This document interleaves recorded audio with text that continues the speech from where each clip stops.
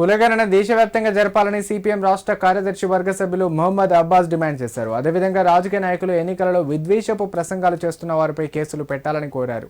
జనగామ జిల్లా కేంద్రంలో సిపిఎం నిర్వహించిన 20వ మహాసభలు నిర్వహించారు.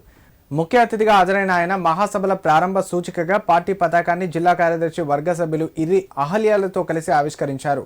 అనంతరం వారు మాట్లాడుతూ స్వాతంత్రం అనంతరం నుండి దేశంలో కులగణన జరగక వెనుకబడిన కులాలు ఆర్థికంగా సామాజికంగా మరింత వెనుకబాటుకు గురవుతున్నాయన్నారు. వారికి రాజ్యాంగబద్ధంగా అందించే సంక్షేమ పథకాలు అందక పేదరికంలోనే ఉండిపోతున్నారని ఇందుకోసం కులగణనను జరపాలని కోరారు.